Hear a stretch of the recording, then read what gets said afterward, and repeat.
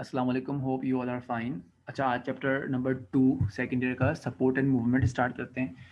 उसका skeletal system का जो लेक्चर है वो ऑलरेडी मैंने दे दिया है, आपको मिल गया होगा, वो अपलोड हो चुका है गूगल क्लासरूम पे। इसके अलावा नेक्स्ट टॉपिक इसका है muscular system. Support and movement का मतलब क्या होता है? सपोर्ट एंड मूवमेंट का मतलब ये होता है कि what is support and what is movement. Body को या प्लांट की बॉडी को या एनिमल की बॉडी को जो सपोर्ट मिल रही है वो कैसे मिल रही है, और जो मूवमेंट हो रही है वो कैसे हो रही है। तो ऑब्वियसली सपोर्ट जो मिलती है ह्यूमन बॉडी के अंदर वो बोन से मिलती है, स्केलेटल सिस्टम से मिलती है, और जो मूवमेंट होती है वो मसल्स के जरिए होती है। क्योंकि अगर बॉडी में मसल्स नहीं होंगे तो स्केलेटन को या बोन्स को मूव करने वाला कोई ऑब्जेक्ट मौजूद नहीं होगा। तो सपोर्ट के लिए हम बोन्स यूटिलाइज करते हैं, मतलब बोन्स और जो स्केलेटल सिस्टम हमारा है वो हमें सपोर्ट प्रोवाइड करता है, और जो मस्कुलर सिस्टम है, मसल्स हमारे हैं, वो हमें मूवमेंट करवाते हैं। तो मस्कुलर सिस्टम में देखते हैं, muscles are made up of muscular tissues. as muscular tissue is a group of specialized cells contain numerous filament of protein and perform a unique functions to generate a pulling force। Muscular tissues में muscular sales होते हैं जिनकी एक main property ये होती है कि वो कॉन्ट्रेक्टाइल होते हैं, मतलब वो कॉन्ट्रैक्टिबिलिटी करवा सकते हैं, वो कॉन्ट्रैक्शन करवा सकते हैं। जैसे हमारे पास मसल कॉन्ट्रैक्ट करते हैं, मूव करते हैं, इसी तरह से कॉन्ट्रैक्शन करवा सकते हैं। तो मसल्स की प्रॉपर्टी होती है कि उसमें कॉन्ट्रैक्टाइल टिश्यू होते हैं, स्पेशलाइज्ड सेल्स होते हैं जो कि प्रोटीन से बने हुए होते हैं। जैसे कि एक्टिन फिलामेंट और मायोसिन फिलामेंट मेजर फिलामेंट्स हैं, प्रोटीन फिलामेंट जो कि हमारे पास मस्कुलर सिस्टम में मौजूद होते हैं, और वो एक यूनिक फंक्शन करते हैं, that is a pulling force. वो पुलिंग फोर्स अप्लाई करते हैं जिसकी वजह से हमारी बोन्स मूव करती हैं। There are more than 600 muscles in a human body and almost half of the body weight is due to the muscles. Body में हमारे पास अबाउट 600 मसल्स होते हैं। बोन्स कितनी होती हैं? 206 बोन्स होती हैं। मसल्स कितने होते हैं? 600 मसल्स होते हैं, और वो ऑलमोस्ट हमारा half of the body weight bear करते हैं। हमारा बॉडी वेट जितना भी होता है, फॉर एग्जाम्पल अगर एक बंदे का बॉडी वेट 72 होगा या 70 होगा, तो 70 का हाफ होता है 35। तो जो उसका 35% वेट होगा, 35 kg जो वेट होगा वो मसल्स का होगा, बाकी 35% उसका अदर सिस्टम का होगा, ठीक है, बोन्स वगैरह का होगा। Constitute 50% of the body weight as 18% by the skeletal system. जिस तरह बॉडी वेट जो जितना भी हमारा होता है उसमें 50% मसल्स जो है, 50% मसल्स होते हैं, इस तरह से जो बॉडी वेट का जो 18% पार्ट होता है वो हमारा स्केलेटल सिस्टम होता है। Man and women have the same number of muscles. Man और वुमेन में मसल्स के काउंटिंग सेम होती है, बोन्स की काउंटिंग भी सेम होती है। टाइप्स ऑफ मसल्स, हमारे पास 3 टाइप्स ऑफ मसल्स होते हैं according to their different functions. एक होता है हमारे पास स्केलेटल मसल, एक होता है हमारे पास स्मूथ मसल्स, और एक होता है हमारे पास कार्डियक मसल्स। स्केलेटल मसल्स वो मसल्स जो हमारे स्केलेटन के साथ अटैच हैं, बॉडी के साथ, बोन्स के साथ। दूसरे हमारे पास स्मूथ मसल्स होते हैं जो कि हमारे इंटरनल ऑर्गन्स बनाते हैं, जैसे कि हमारे पास स्मॉल इंटेस्टाइन्स, लार्ज इंटेस्टाइन्स हो गए, स्टमक हो गया, या दूसरे छोटे ऑर्गन्स हो गए बॉडी के अंदर जो मौजूद हैं, तो they are made up of smooth muscles. इसी तरह तीसरे हमारे पास है कार्डियक मसल्स, वो मसल्स जो हमारा हार्ट बनाते हैं, ठीक है। कार्डियक का मीनिंग ये होता है कि हार्ट। तो वो मसल्स जो हमारे हार्ट का स्ट्रक्चर बनाते हैं, हार्ट की बॉल्स बनाते हैं, उनको हम कार्डियक मसल्स कहते हैं। इसकी कुछ डायग्राम आपके पास, डायग्रामेटिक रिप्रेजेंटेशन सामने है। स्केलेटल मसल्स कुछ इस तरह से होते हैं, ठीक है, लॉन्ग ट्यूबुलर स्ट्रक्चर होता है उनका। स्मूथ मसल हमारे पास जो है फिलामेंट जैसे होते हैं, ठीक है, और कार्डियक मसल भी हमारे पास ट्यूबुलर स्ट्रक्चर में होते हैं, इंटरकनेक्टेड होते हैं आपस में। Skeletal muscles, muscles are attached with the skeleton and associate with the movement of bones are called skeletal muscles। वो मसल्स जो हमारे skeleton के साथ अटैच हैं और मूवमेंट करवाते हैं, बोन्स की बॉडी की मूवमेंट करवाते हैं, वॉकिंग, रनिंग जो भी करवाते हैं, तो उसको हम स्केलेटल मसल्स कहते हैं। स्केलेटल मसल्स के कैरेक्टरिस्टिक्स हैं, they are voluntary in function. अच्छा, वॉलेंट्री का मतलब क्या होता है? 2 वर्ड्स होते हैं, एक होता है वॉलेंट्री और एक होता है इनवॉलेंट्री। वॉलेंट्री का मतलब वो फंक्शंस, वॉलेंट्री का मतलब होता है जो मैं अपनी खुद की मर्जी से कर सकता हूँ।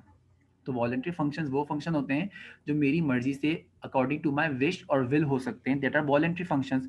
और इनवॉलेंट्री फंक्शंस वो होते हैं जो कि अकॉर्डिंग टू माय विश और विल नहीं हो सकते, वो ऑटोमेटिकली खुद ब खुद जनरेट हो रहे हैं फंक्शन। फॉर एग्जाम्पल मेरी वॉकिंग, रनिंग, ठीक है, या कोई चीज़ को ग्रैब करना, ये सारी मेरे वॉलेंट्री फंक्शन हैं जो अपनी मर्जी से कर सकता हूँ, तो ये स्केलेटल मसल्स करवा रहे हैं। लेकिन जो दूसरा होता है इनवॉलेंट्री फंक्शंस, वो स्मूथ मसल्स होते हैं जो इंटरनल ऑर्गन्स में मौजूद हैं। तो वो मेरी मर्जी से मूव नहीं कर रहे हैं, बल्कि वो खुद ब खुद ही मूवमेंट करते हैं। जैसे कि स्टमक हमारा हो गया, या स्मॉल इंटेस्टाइन, लार्ज इंटेस्टाइन, ये जो अपना फंक्शन परफॉर्म कर रहे हैं, ये ऑटोमेटिक फंक्शन परफॉर्म कर रहे हैं, ये मेरे अंडर कंट्रोल नहीं है, अकॉर्डिंग टू माई विश और विल फंक्शन नहीं करते। तो वॉलंटरी का मतलब ये हो गया कि skeletal muscles are voluntary function, मतलब ये function according to my wish और विल कर सकते हैं। मैं जैसे चाहूँ अपने स्केलेटल मसल्स को मूव कर सकता हूँ।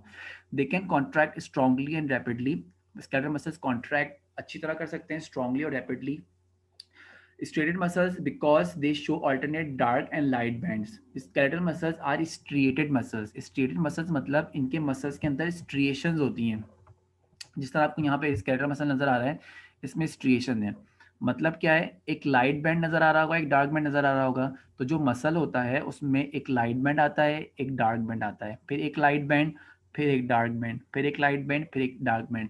जो लाइट और डार्क बैंड्स हैं, लाइनिंग है, इनको हम स्ट्रिएशंस कहते हैं. क्या कहते हैं? स्ट्रिएशंस. जिस तरह यहाँ पे आपको नजर आ रहा होगा इस स्केलेटल मसल में कि यहाँ पे एक लाइट बैंड आ रही है और एक डार्क बैंड आ रही है. यहाँ पे एक लाइट बैंड नजर आ रही होगी आपको, एक डार्क बैंड, फिर एक लाइट बैंड, फिर एक dark band. This is called striation. तो स्केलेटल मसल्स आर स्ट्रिएटेड क्योंकि उनके अंदर एक डार्क और लाइट बैंड होते हैं alternate. They are under the control of somatic nervous system. Skeletal muscles are under the control of somatic nervous system. दो nervous system होते हैं, एक होता है ऑटोनॉमिक नर्वस सिस्टम और एक होता है somatic nervous system. Somatic nervous system वही मतलब जो मेरे मेरे अंडर कंट्रोल है और उसको मैं अपनी मर्जी से कर सकता हूँ. फॉर एग्जाम्पल किसी कोई ग्लास वाटर का ग्लास हो गया या कोई टैबलेट की बॉटल हो गई या कुछ भी हो गया, इसको मैं अपनी मर्जी से ग्रैब करूंगा, इसको मैं अपनी मर्जी से हैंडल करूंगा. वॉकिंग हो गई, रनिंग हो गई, तो ये सारी मैं अपनी मर्जी से फंक्शन परफॉर्म करूंगा. तो ये under the control of somatic nervous system होंगे. ठीक है. बाकी एक ऑटोनॉमिक नर्वस सिस्टम होता है, वो किसको कंट्रोल करता है? वो स्मूथ मसल्स को कंट्रोल करता है जो कि ऑटोमेटिकली फंक्शन कर रहे होते हैं, वो मेरे विश और विल में नहीं होते. Muscles are attached to the bones by the special structure called tendon. जिस तरह बोन टू बोन को लिगामेंट्स ज्वाइन करते हैं, दो बोन्स आपस में जो ज्वाइन हुई हुई होती हैं वो कोई नट्स या स्क्रू से ज्वाइन नहीं हुई होती, बल्कि वो एक कनेक्टिव टिश्यू से ज्वाइन हुई हुई होती हैं, जिसको हम क्या कहते हैं? लिगामेंट कहते हैं. तो जिस तरह दो बोन्स आपस में लिगामेंट से अटैच हुई हुई होती हैं, इस तरह मसल्स बोन के साथ अटैच हुए हुए होते हैं with the help of tendon.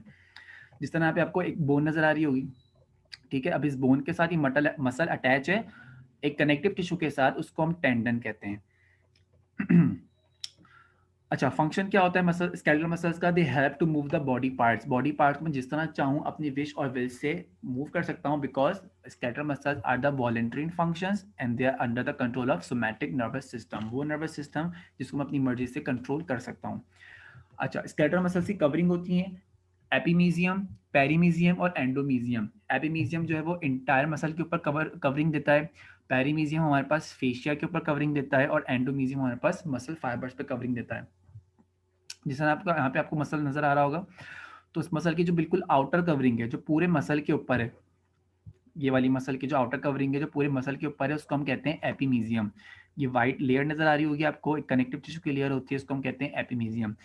अब इस मसल के अंदर बहुत सारे लॉन्गिट्यूडनल स्ट्रक्चर्स होते हैं जिसको हम फेसिकल कहते हैं. This is a fascicle.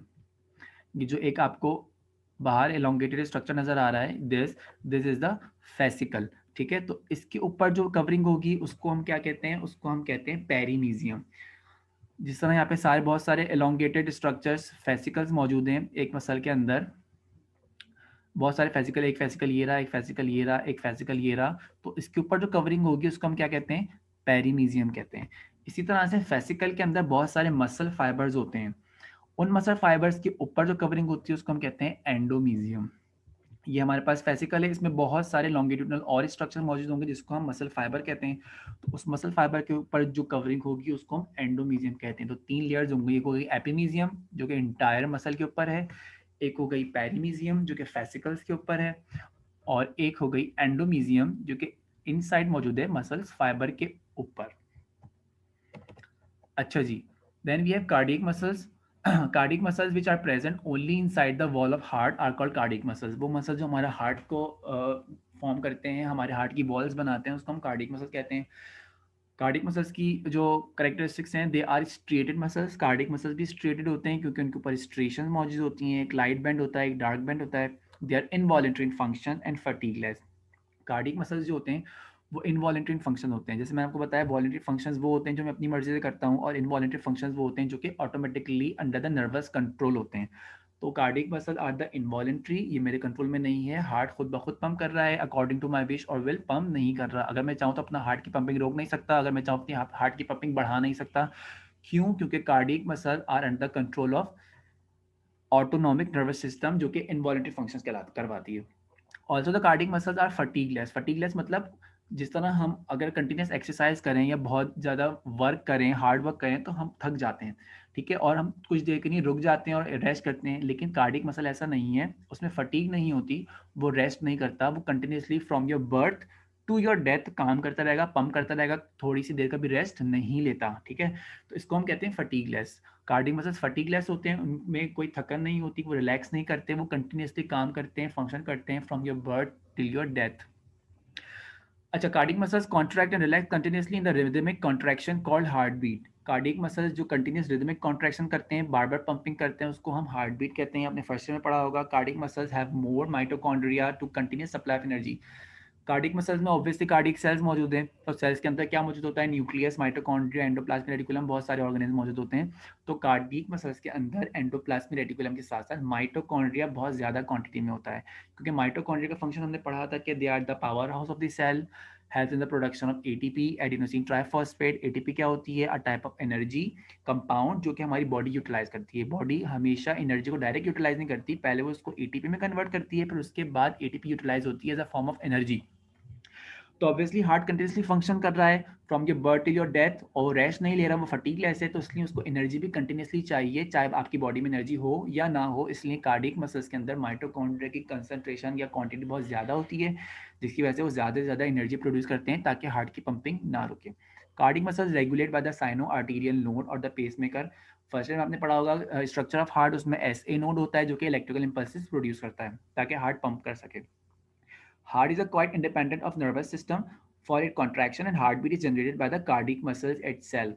अच्छा, हार्ट जो है वो अंडर द नर्वस कंट्रोल नहीं होता, मतलब प्रॉपरली कंप्लीटली नहीं, लेकिन हार्ट की जो पंपिंग होती है वो नर्वस कंट्रोल में नहीं होती, बल्कि वो इंडिपेंडेंट होती है, और उसको जो कॉन्ट्रैक्शन करवाता है वो कौन करवाता है? एस ए नोड करवाता है। S A node impulse generate करता है। हार्ट की जो दूसरे फंक्शन है कि हार्ट बीट का बढ़ जाना या हार्ट बीट का कम हो जाना, हार्ट की कॉन्ट्रैक्शन का स्लो हो जाना या हार्ट की कॉन्ट्रैक्शन का बढ़ जाना, ये under the autonomic nervous system होता है, जो कि ऑटोमेटिकली कंट्रोल होता है। आपका ब्लड प्रेशर आपकी मर्जी से नहीं बढ़ता, आपका ब्लड प्रेशर आपकी मर्जी से कम नहीं होता, वो खुद ब खुद ऑटोमेटिकली बढ़ भी जाता है और खुद ब खुद ऑटोमेटिकली कम भी हो जाता है। तो ये फंक्शन उसका ऑटोनॉमिक नर्वस सिस्टम में आता है, जो कि खुद ब खुद कंट्रोल कर रहा है। लेकिन हार्ट की जो कॉन्ट्रैक्शन है, उसकी पंपिंग एक्टिविटी है, वो नर्वस सिस्टम के कंट्रोल में नहीं है, वो आपके किसके कंट्रोल में है? वो आपके खुद हार्ट के कंट्रोल में है, जो कि एस ए नोड प्रोड्यूस करता है इलेक्ट्रिकल इंपल्सेस। फर्स्ट टाइम आपने पढ़ा होगा, क्योंकि अगर आपके नर्वस कंट्रोल में होती तो जब आप सोते हैं तो आपका नर्वस सिस्टम भी सो रहा है, जब आपका नर्वस सिस्टम सो रहा है तो ऑब्वियसली कुछ फंक्शन हो रहे हैं, कुछ फंक्शन नहीं हो रहे हैं, तो ऐसा ना हो कि सोते वक्त हार्ट का पंपिंग रुक जाए या बहुत ज़्यादा बढ़ जाए, तो इसलिए ऑटोनॉमिक नर्वस सिस्टम के कंट्रोल में नहीं होता, ये अपने खुद के कंट्रोल में होता है। हार्ट का फंक्शन क्या, हार्ट के मसल्स का फंक्शन क्या होता है? दे पंप द ब्लड, ये ब्लड को पंप करते हैं through out the body. It is the structure of cardiac muscle. Cardiac muscle की हिस्टोलॉजिकल डायग्राम में अगर हम माइक्रोस्कोप से देखें तो कार्डियक मसल इस तरह का होता है। कार्डियक मसल की एक और प्रॉपर्टी है कि इनके दरमियान इंटरकेलेटेड डिस्क होती है, जो कि नियर बाय कार्डियक मसल्स को आपस में अटैच करती है। जो कार्डियक टिश्यूज, आपको एक कार्डियक मसल नजर आ रहा होगा, इसमें लाइट बैंड और डार्क बैंड भी मौजूद हैं, स्ट्रेशन मौजूद हैं। तो ये वाला स्ट्रक्चर और ये वाला स्ट्रक्चर, मतलब ये वाला कार्डियक टिश्यू और ये वाला कार्डियक टिश्यू आपस में अटैच है by the intercalated disc. This is the black line is the intercalated disc, जो कि आपस में कार्डियक मसल्स को अटैच करती है, ठीक है? अच्छा जी, अब आते हैं स्मूथ मसल्स पे। The simplest type of muscles which form all the internal hollow body organ. जितने भी इंटरनल ऑर्गन है बॉडी के, चाहे उसमें आपका वो स्टमक हो या फिर स्मॉल इंटेस्टाइन, लार्ज इंटेस्टाइन हो, उसको कौन बनाता है? उसको स्मूथ मसल्स बनाते हैं। स्मूथ मसल का स्ट्रक्चर कैसा होता है? Spindle shape uninucleated cells होते हैं। These are the smooth muscles, जिसमें यूनी न्यूक्लिएटेड होते हैं, मतलब उसमें एक ही न्यूक्लियस होता है, ठीक है, जो कि स्टमक को बनाएगा या स्मॉल इंटेस्टाइन को बनाएगा या हमारे आई के रेटाइना को बनाएगा, ठीक है? तो ये स्पिंडल शेप होते हैं, ये लॉन्गिट्यूडनल नहीं होते, इस शेप को हम स्पिंडल कहते हैं। ये बीच में से थोड़ा वो लार्ज साइज का होगा और साइड से elongated होगा, थिन होगा। This is spindle shape. They are involuntary functions control by the hormones and autonomic nervous system. ये इनवॉलेंट्री फंक्शंस होता है, खुद ब खुद कंट्रोल होता है by the autonomic nervous system, ये मेरे विश और विल में नहीं होता। They contract more slowly than the skeletal muscles but it can prolong for the long period of time. Smooth muscles जो है वो कॉन्ट्रैक्ट करते हैं, लेकिन स्लोली कॉन्ट्रैक्ट करते हैं, हमारे स्केलेटल मसल्स की तरह कॉन्ट्रैक्ट नहीं कर सकते। जिस तरह हम स्केलेटल मसल्स को जिस तरह चाहे कॉन्ट्रैक्ट कर सकते हैं, हैंड को मूव कर सकते हैं, लेग्स मूव कर सकते हैं, लेकिन स्मूथ मसल्स अपनी एक लिमिटेड स्पीड में कॉन्ट्रैक्ट करते हैं, ज़्यादा कॉन्ट्रैक्ट नहीं करते। लोकेशन कहाँ कहाँ होती है? These muscles are found in the blood vessels, digestive tract and many other organs. Body के जितने भी इंटरनल ऑर्गन्स हैं, चाहे उसमें स्टमक का, स्मॉल इंटेस्टाइन, लार्ज इंटेस्टाइन, ये पूरा डाइजेस्टिव सिस्टम हो गया, ब्लड वेसल्स हो गई, हमारे किससे बने हुए होते हैं? स्मूथ मसल से बने हुए होते हैं। कुछ डिफरेंट मसल्स हैं। Longest muscle is sartorius. जैसे हमारे पास लेग है, तो लेग पे जो सबसे लॉन्गेस्ट मसल होता है उसको हम सार्टोरियस कहते हैं। इस लेवल पे आपको सिर्फ यही बात याद रखनी है कि sartorius is the longest muscle of the body. Body में जो सबसे लॉन्गेस्ट मसल होता है, जो कि सबसे लेंथी होता है, दैट इज कॉल्ड सार्टोरियस, आपके लेग के फ्रंट साइड पे मौजूद होता है।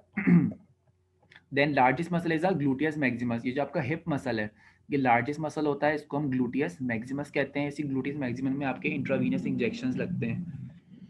इंट्रामस्कुलर इंजेक्शंस एरियाज, अच्छा सॉरी, इंट्रावीनस नहीं, इंट्रामस्कुलर इंजेक्शन जो एरियाज होते हैं, जो आपके मसल्स में इंजेक्शन लगते हैं, वो दो होते हैं। एक होता है डेल्टॉइड और एक होता है gluteus Maximus.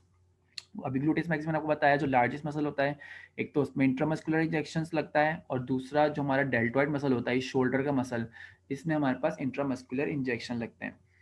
Regeneration property, smooth muscles की रीजनरेट प्रॉपर्टी होती है। स्मूथ मसल रीजनरेट कर सकते हैं। रीजनरेट मतलब अगर डैमेज हो जाए, खराब हो जाए, तो उसके बाद वापस बन सकते हैं। स्कैटर मसल के पास रीजनरेट प्रॉपर्टी नहीं होती, या होती भी तो बहुत कम होती है। अगर किसी की फॉर एग्जांपल इंजरी हो जाए हाथ पे या पाँव पे, तो अगर स्किन डैमेज होगी तो वो स्किन तो वापस रीजनरेट हो जाएगी, लेकिन अगर कहीं का मसल कट के गिर गया या मसल डिस्ट्रॉय हो गया, तो वहाँ का मसल वापस नहीं आता, या अगर आएगा भी तो बहुत कम आएगा। तो इसका मतलब स्केलेटल मसल के पास रीजनरेटेड प्रॉपर्टी इतनी ज़्यादा अच्छी नहीं होती। कार्डियक मसल के पास तो रीजनरेटेड प्रॉपर्टी होती नहीं है, कार्डियक मसल वापस रीजनरेट नहीं हो सकते। अगर किसी कार्डियक मसल्स में हार्ट में प्रॉब्लम हो जाती है, इन्फार्क्शन हो जाता है, तो हार्ट अटैक के बाद जिस एरिया में इन्फार्क्शन हुई थी, जिस एरिया में खराबी हुई थी, वो एरिया ज़िंदगी भर के लिए खराब रहेगा, वापस से रीजनरेट नहीं होगा। What is muscle fatigue? State of physiological inability to contract muscle when muscles become functionless temporarily. अच्छा, मसल फटीग क्या होती है? इस तरह मैंने आपको बताया, कार्डियक मसल्स जो है फटीग नहीं होते, मतलब थकते नहीं है, रेस्ट नहीं लेते, लेकिन हमारे जो स्केलेटल मसल्स होते हैं वो थक जाते हैं। अगर हम कोई ज़्यादा हैवी एक्सरसाइज करें, बहुत ज़्यादा रनिंग करें, या विग्रस फंक्शंस करें, विग्रस एक्सरसाइजेस करें, तो उसके बाद हमारे मसल्स थक जाते हैं, उसमें जो है कॉन्ट्रैक्शन की एबिलिटी ख़त्म हो जाती है, बिल्कुल थक जाते हैं। तो इस स्टेट को हम कहते हैं मसल फटीग। मतलब क्या हुआ? State of physiological inability to contract muscles. Inability हो जाती है, मसल्स को कॉन्ट्रैक्ट नहीं कर सकते। क्यों होता है? It is due to the lack of muscles energy means ATP. क्योंकि जितनी ज़्यादा एक्सरसाइज हम कर चुके होते हैं, हैवी वर्क कर चुके होते हैं, तो उसमें सारी एटीपी एनर्जी यूज़ हो चुकी होती है। अब इतने माइटोकॉन्ड्रिया तो होते नहीं हैं मसल्स, स्केलेटल मसल्स में, जिस तरह कार्डिक मसल में होते हैं, कि वो कंटिन्यूस एनर्जी प्रोड्यूस कर सकें, तो वो एनर्जी खत्म हो जाती है एटीपी, जिसकी वजह से हमारे मसल्स कॉन्ट्रैक्ट नहीं कर सकते। लैक्टिक एसिड एक्यूमुलेशन हो जाती है मसल्स के अंदर, जिसकी वजह से हमारे पास मसल फटीग होती है। होता क्या है कि एटीपी जो प्रोड्यूस होती है वो ग्लूकोज से प्रोड्यूस होती है। तो break down of glucose in the absence of oxygen. जब आप बहुत ज़्यादा एक्सरसाइज करोगे, बहुत ज़्यादा हैवी वर्क करोगे, तो ऑब्वियसली आप में ऑक्सीजन की कंसंट्रेशन बॉडी में कम हो जाएगी। ठीक है, तो ऑक्सीजन की कंसंट्रेशन कम होने की वजह से एरोबिक एक्सरसाइज नहीं होगी, बल्कि एनएरोबिक एक्सरसाइज होगी। एरोबिक एक्सरसाइज वो होती है, एरोबिक रेस्पिरेशन वो होती है जहाँ पे ऑक्सीजन यूज़ होती है। लेकिन जब ऑक्सीजन की कमी हो जाएगी, तो आप में एनएरोबिक रेस्पिरेशन होगी। तो एनएरोबिक रेस्पिरेशन के बदले में क्या होगा? एटीपी तो प्रोड्यूस नहीं होगी, लेकिन लैक्टिक एसिड प्रोड्यूस होना शुरू हो जाएगा। लैक्टिक एसिड बहुत हार्मफुल होता है बॉडी के लिए। अब जब वो लैक्टिक एसिड प्रोड्यूस होगा, तो हमारे मसल्स में एक्यूमुलेट करना शुरू हो जाएगा, मतलब जमना शुरू हो जाएगा, जिसकी वजह से मसल्स का पीएच गिर जाएगा, और मसल्स के पीएच गिरने की वजह से वो फंक्शन लेस हो जाएंगे, काम करना छोड़ देंगे। लैक्टिक एसिड एक्यूमुलेशन एक और स्लाइड है। When you exercise your body uses oxygen to break down glucose for the energy producing ATP required for the muscles contraction. जब आप एक्सरसाइज करते हो, तो आपकी बॉडी जो है वो ऑक्सीजन यूज करती है ताकि ग्लूकोज से एटीपी बन सके। लेकिन अगर आप इंटेंस एक्सरसाइज करोगे, बहुत हैवी एक्सरसाइज करोगे, तो there may not be enough oxygen available to complete the process, so a substance called lactic acid is produce. तो जब आप बहुत सारी एक्सरसाइज करते हो, तो ऑक्सीजन की डेफिशिएंसी हो जाती है, ऑक्सीजन की कमी हो जाती है, जिसकी वजह से आपके पास इतनी ऑक्सीजन नहीं होती कि आप एटीपी की प्रोडक्शन करवा सको। तो ग्लूकोज एटीपी में तो कन्वर्ट नहीं होता, बल्कि वो लैक्टिक एसिड में कन्वर्ट होना शुरू हो जाता है, जिसकी एक्यूमुलेशन से आपके मसल्स फंक्शन लेस हो जाते हैं। Reduce circulation to muscles may result in glycogen depletion, reducing endurance capacity। अब अगर इन केस सर्कुलेशन भी अगर रुक जाती है बहुत ज़्यादा एक्सरसाइज की वजह से, या बहुत ज़्यादा किसी दूसरे फंक्शन, दूसरे फैक्टर्स की वजह से अगर सर्कुलेशन रुक जाती है, तो ग्लाइकोजन की भी डिप्लीशन हो जाएगी। मतलब ग्लाइकोजन क्या होता है? ग्लूकोज की स्टोरेज फॉर्म होती है। ग्लूकोज जब एक्सेस बॉडी में आता है तो वो स्टोर हो जाता है in the form of glycogen. तो जब ग्लूकोज भी खत्म हो गया और ग्लाइकोजन भी खत्म हो गया, वो डिप्लीट होना शुरू हो गया, तो एनर्जी वैसे ही नहीं रहेगी, तो लैक्टिक एसिड फॉर्म होना शुरू हो जाएगा। तो अब जब मसल फटीग हो जाती है तो उसकी रिकवरी कैसे होती है? रिकवरी बहुत आसान है, आप थोड़ी देर रेस्ट करो और स्लीप ले लो अच्छी सी 2 से 3 घंटे की, तो आपकी वो रिकवरी हो जाएगी। क्यों? क्योंकि जब आप रेस्ट करोगे हैवी एक्सरसाइज के बाद, तो ऑक्सीजन की जो है एंट्री वापस शुरू हो जाएगी। जब ऑक्सीजन वापस आना शुरू हो जाएगी बाय योर गैसोस एक्सचेंज, तो वापस से एटीपी प्रोड्यूस होना शुरू हो जाएगी। जब एटीपी वापस प्रोड्यूस होना चाहेगी तो वो लैक्टिक एसिड को रिमूव कर देगी। ठीक है? देखो, heavy exercise stops causes proper oxygen supply. जैसे आप हैवी एक्सरसाइज स्टॉप करोगे, आपकी प्रॉपर ऑक्सीजन सप्लाई आनी शुरू हो जाएगी और फिर एरोबिक रेस्पिरेशन स्टार्ट हो जाएगी। क्योंकि अब ऑक्सीजन आ गई तो एरोबिक रेस्पिरेशन होगी, एरोबिक रेस्पिरेशन होगी तो वापस से एटीपी प्रोड्यूस होगी। एटीपी प्रोड्यूस होने के बाद क्या होगा? वो लैक्टिक एसिड जो एक्यूमुलेट हुआ था, जिसने हमें मसल फटीग कर दिया था, वो ब्रेक डाउन होना शुरू हो जाएगा। किसमें? वाटर और कार्बन डाइऑक्साइड में। कार्बन डाइऑक्साइड आप एक्सेल कर दोगे बायोगैसोस एक्सचेंज रेस्पिरेटरी सिस्टम के जरिए, वाटर आपकी बॉडी में यूटिलाइज हो जाएगा। Amount of oxygen required to remove lactic acid is called oxygen depth. Muscle fatigue के बाद जितनी आपको ऑक्सीजन चाहिए होती है ताकि लैक्टिक एसिड रिमूव हो सके, उस क्वांटिटी ऑफ ऑक्सीजन को हम कहते हैं ऑक्सीजन डेप्थ। ठीक है? तो यहाँ पे आपका मसल्स का टॉपिक खत्म हो गया। ठीक है? और बेसिक इन्फॉर्मेशन जो थी हमारे पास मसल्स की, वो हमने कंप्लीट कर ली है। उसको वापस रिव्यू करते हैं कि मसल्स हमारे पास जो है वो कितने बॉडी में होते हैं। 600 होते हैं, इससे ज़्यादा भी हो सकते हैं। 50% of the body weight bear करते हैं। इसके अलावा 3 टाइप्स ऑफ मसल होते हैं: स्केलेटल मसल्स, स्मूथ मसल्स और कार्डियक मसल। स्केलेटल मसल हमारे स्केलेटल बोन्स के साथ अटैच हुए होते हैं, जो कि वॉलंटरी फंक्शन करवाते हैं हमारी मर्जी से और अंडर ऑटोमेटिक कंट्रोल होते हैं। दूसरा हमने पढ़ा कार्डियक मसल्स। कार्डियक मसल के बाद भी स्ट्रेशंस होती हैं, लेकिन वो वॉलंटरी फंक्शन नहीं करवाते, बल्कि वो इनवॉलंटरी फंक्शन करवाते हैं और वो अपनी मर्जी से कॉन्ट्रैक्ट करते हैं और वो हमारे नर्वस सिस्टम के कंट्रोल में भी नहीं होते, बल्कि एस ए नोट के कंट्रोल में होते हैं। तीसरा हमारे पास स्मूथ मसल्स हैं, जो कि हमारे पास इंटरनल बॉडी ऑर्गन्स बनाते हैं, जो कि इनवॉलंटरी फंक्शन करवाते हैं, हमारी मर्जी से फंक्शन नहीं करवाते, और वो under the control of autonomic nervous system होते हैं, जो कि ऑटोमेटिकली काम कर रहे होते हैं। ठीक है? बाकी इसके अलावा अगर आपको कोई क्वेरी हो तो आप मुझे व्हाट्सएप ग्रुप पे पूछ सकते हैं या फिर फिजिकल क्लास में डिस्कस कर सकते हैं। Thank you.